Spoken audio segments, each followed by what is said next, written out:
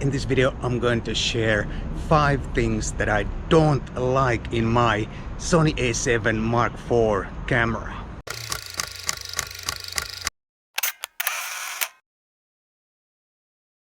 Hi guys, my name is Matti Sulanto and I'm a photographer. Today I'm going to take a photo walk here in Kuala Lumpur, Malaysia, and I have my Sony A7 Mark IV with me, and the lens is the Sony G40mm f2.5.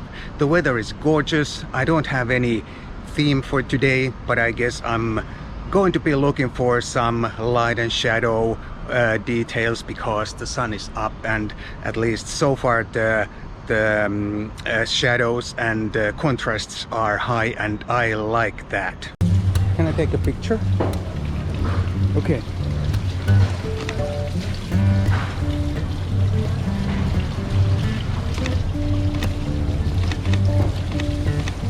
Thank you so much.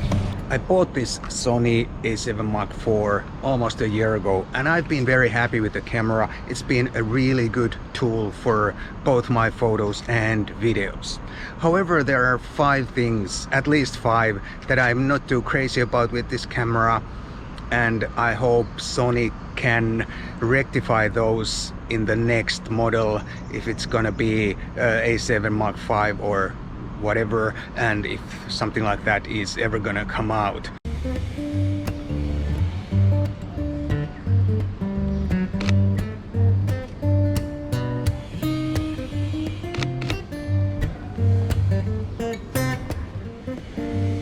Number 1, and this is probably the most important downside or things that I hate or don't like, and that is the IBIS. The first Sony to have IBIS was, if I remember correctly, the A7 Mark II back in 2014, and that IBIS was not that great, but it was a start. And then I used to own the A7R Mark II, and that had a little bit improved IBIS, but it still was a disappointment after some Micro Four Thirds IBISs.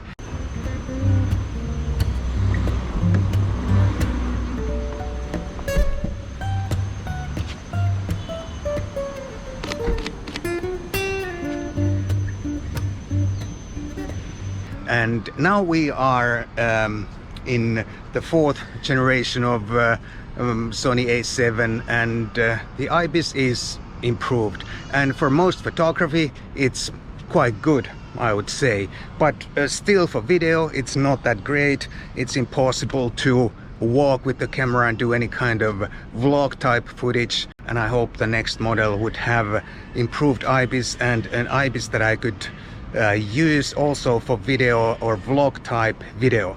I've heard the new A7R Mark V has, someone is crying a lot back there. I don't know what's wrong with that little kid, but obviously something is wrong. Anyway, I've heard the A7R Mark V has improved IBIS, but I have no first-hand experience, so I have no idea how it really is and how it would work for me. But I hope it's really good, and I hope something like that will also come for this the next generation of the A7 whenever it comes out.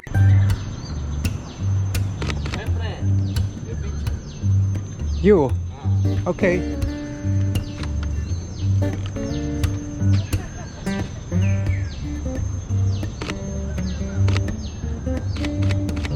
Thank you.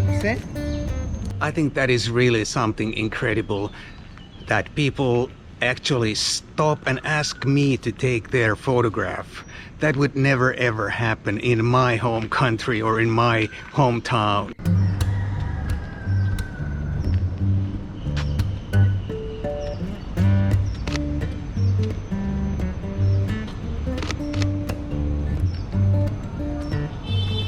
Number 2, the manual focus with legacy lenses or any lenses that don't have electronic communication with the camera body. Those lenses are really fun, legacy lenses with an adapter, but with this camera the focusing can be a little bit cumbersome procedure. My favorite way to focus is to use the magnified view, and that takes so many steps to use and activate. Can I take your picture? You look so nice, pink shirt and the background and everything.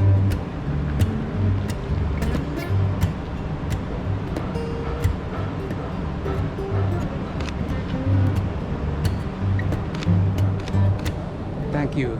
In the perfect camera, you would first press any button to get the magnified view, and then you would focus and touch the shutter and get back to the default view, the normal viewfinder view.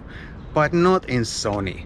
In Sony, you would first press one time and get a little bit magnified view, then you press another time to get more magnification, and then you press the third time the same button to get back to the default view, which makes no sense. I think you should always get back to the default view when you touch the shutter, because that's when you are about to take the picture right after you focused. I think this is a really stupid arrangement, and the funny thing is that it works for video. It works for video so that when I touch the shutter I get back to the normal view, but in the photo mode it requires me to press this one button, whatever button I have programmed for the magnified view. I have to press that too many times, and that is super annoying, and it would be an easy firmware fix. So please, Sony, fix that in the next firmware.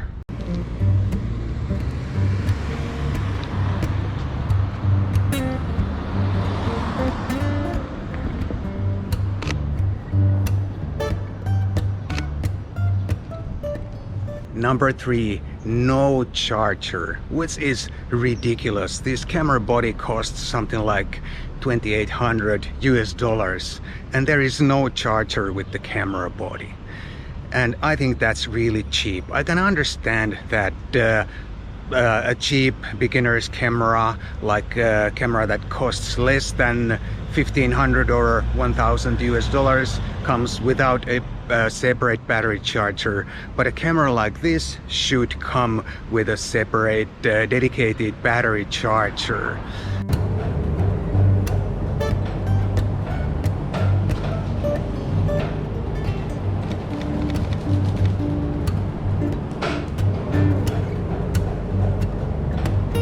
The battery life is really good. I have no complaints about that, but I still have 2 batteries just in case, and I'd like to be able to use my camera when one of the batteries is charging. And of course I can't do that if I'm charging in camera.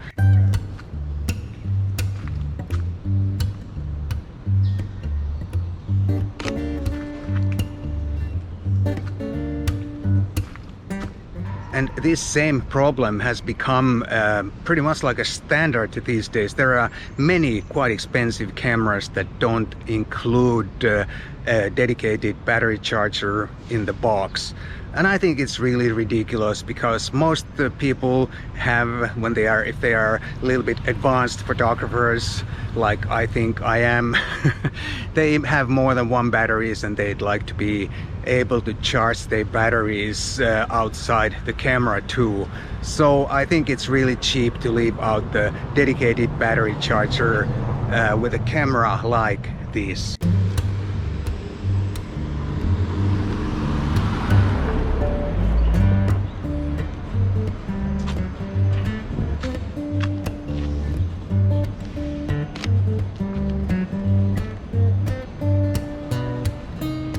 Number 4, the battery door or cover. I have managed to open unintentionally the door a few times, and that is hardly confidence inspiring. I don't know exactly how it happens, but it has happened and I don't like it. The battery will not drop out automatically when the door opens, but it's still not confidence inspiring. I wish the battery door had a different type of latch, one of those latches that you first flip out and then you twist or turn and then the door opens. That would be much more secure and better arrangement. And this is not good in my opinion, because if I can unintentionally open it, I think it's not good enough.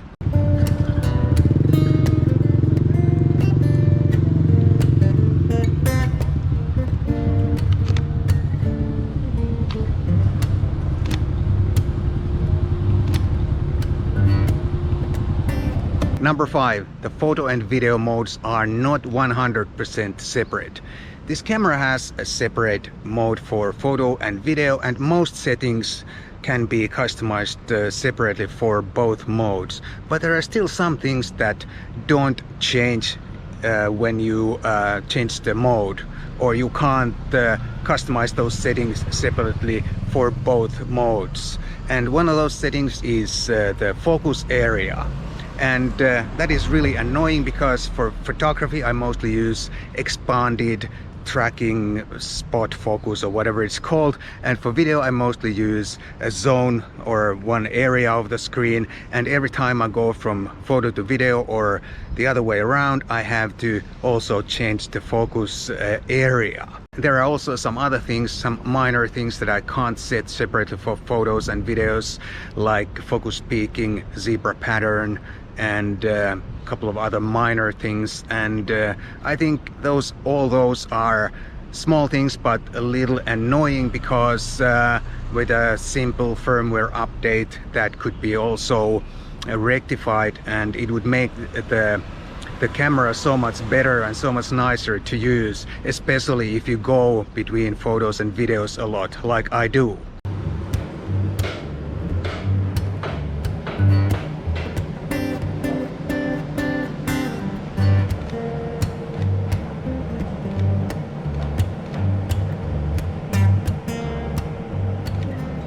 Like I said at the start of this video, I really like this camera.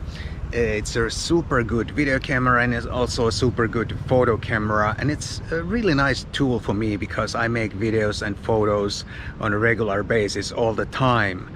But when a product is as good as this, even some of the little things can be super annoying, and some of the things that I mentioned in this video are really minor, except maybe for the IBIS.